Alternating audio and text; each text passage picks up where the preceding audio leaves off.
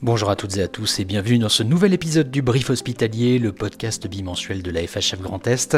Aujourd'hui un fil rouge, la santé en tension, des tensions budgétaires, humaines et structurelles, mais aussi des signaux d'espoir et d'engagement sur le terrain, parce que malgré les contraintes, les acteurs du soin public continuent d'innover, d'agir et de tenir.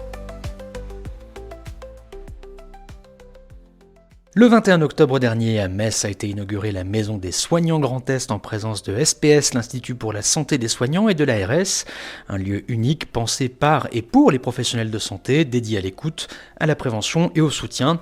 Ici, on peut parler, souffler et se ressourcer. La Fédération régionale salue bien entendu cette initiative qui est le symbole d'une attention renouvelée à la qualité de vie au travail et au bien-être des soignants au service de la santé de tous.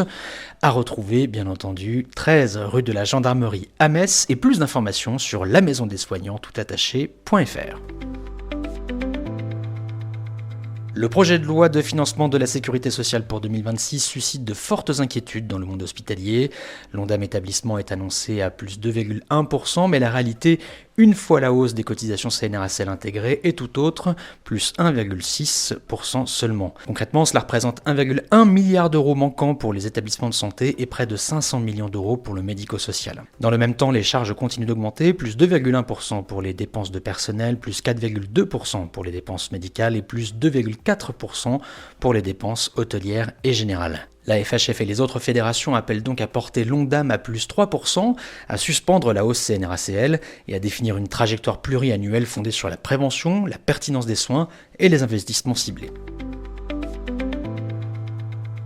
Le 9 octobre, une instruction conjointe de la DGOS et de la DSS a confirmé la mise en place d'un dispositif national de redressement financier des hôpitaux. Objectif, un retour à l'équilibre d'ici 2027. Chaque ARS devra désormais contractualiser avec les établissements les plus fragiles via des contrats pluriannuels d'efficience. Ces contrats conditionnent les aides financières à la performance, à la maîtrise des dépenses et à l'amélioration de la trésorerie, un pilotage plus serré, mais aussi un accompagnement méthodique dans un contexte où la soutenabilité budgétaire devient un enjeu crucial. Les dernières données de l'Observatoire national de la démographie des professions de santé confirment une tendance durable. La démographie médicale se contracte, en particulier dans les régions à forte densité hospitalière comme le Grand Est. Entre 2014 et 2024, la densité en médecins généralistes est passée de 135 à 113 pour 100 000 habitants. Et selon les projections de l'adresse, la stabilisation ne devrait intervenir qu'après 2035. Aujourd'hui, 45% des médecins ont plus de 55 ans et les moins de 40 ans ne représentent plus qu'un quart des effectifs. Ces chiffres appellent à une planification territoriale des formations médicales fondée sur les besoins de santé réels plutôt que sur les seules capacités universitaires. Dans le médico-social, la mobilisation reste entière. 1220 établissements publics accompagnent chaque jour près de 140 000 personnes en situation de handicap. Les charges progressent de manière continue, plus 2,9% pour les dépenses hôtelières, plus 2,8% pour le médical, plus 1,9% pour les personnels. Malgré des marges de manœuvre limitées, le secteur public médico-social continue d'assurer une mission essentielle d'inclusion, d'accompagnement et de solidarité.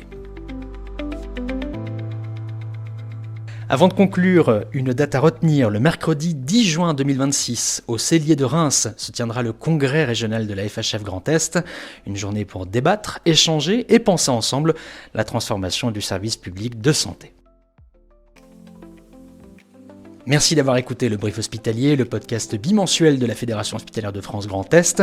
Retrouvez tous nos épisodes sur Spotify, Deezer, Apple Podcasts et vos plateformes habituelles. Rendez-vous dans 15 jours pour un nouvel épisode. À très bientôt.